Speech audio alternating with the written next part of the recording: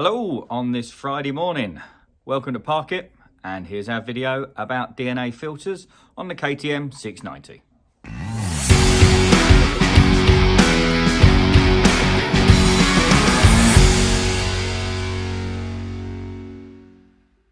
So here we are, we've got the KTM 690 2020 SMC-R on the dyno, and what we're going to be doing is changing this bad boy out for a DNA filter, which basically removes the lid of the airbox. We're going to be doing some comparisons.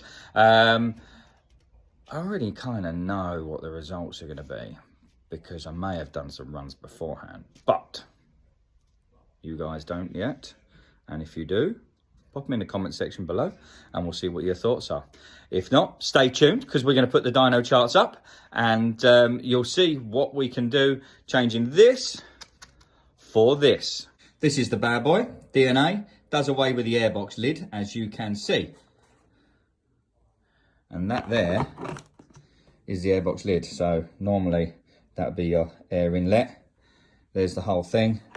You remove that, pop the filter in there and pop on the retaining plate.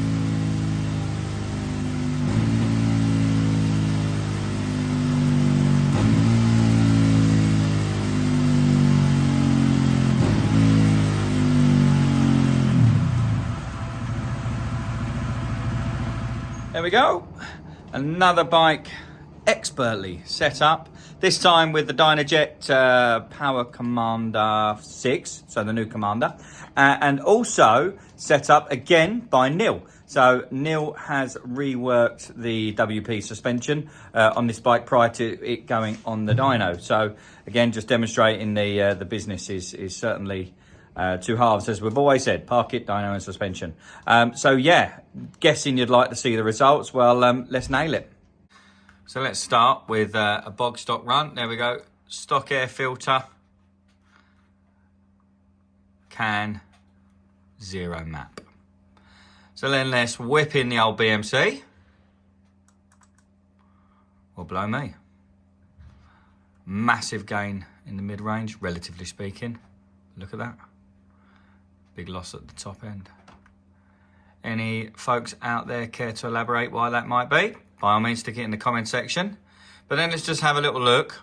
Once we'd done some mapping, we gained more mid-range, improved this top end here, but was never able to match the original box filter. Let's just whip that away. Well, actually, before we do that, let's do that. At 38.73 versus 46.04, so massive mid-range gain. I suppose at the end of the day, on a supermoto like this, that's where it counts. And that's sort of your before and after. So up here is where it's losing. So I kind of know what's going on. Let's hear your thoughts.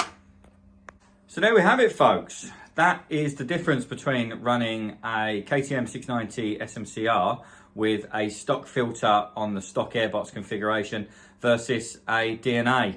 It's the same with DNA, BMC, all of those, K&N. It's the lidless filter where you put that cone-shaped filter upside down into the airbox and put on that metal slot over the top. You can see that it's lost top end. no matter what we did. With the Power Commander 6, we've got access to the fuel tables and the ignition tables.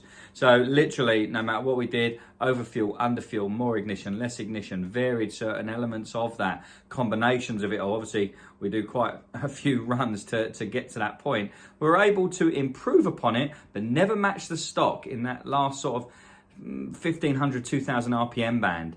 But given the style of bike, you are punching in the mid-range.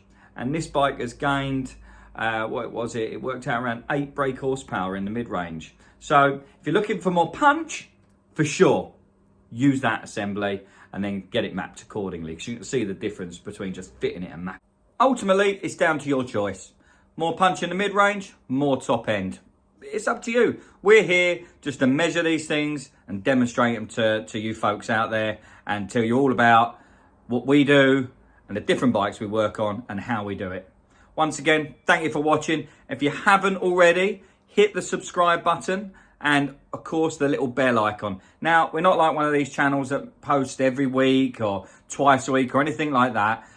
There's only 2 of us at our workshop, so we try and fit these videos in as and when we can. But be sure, if you hit that bell icon, you'll find out when our next one drops.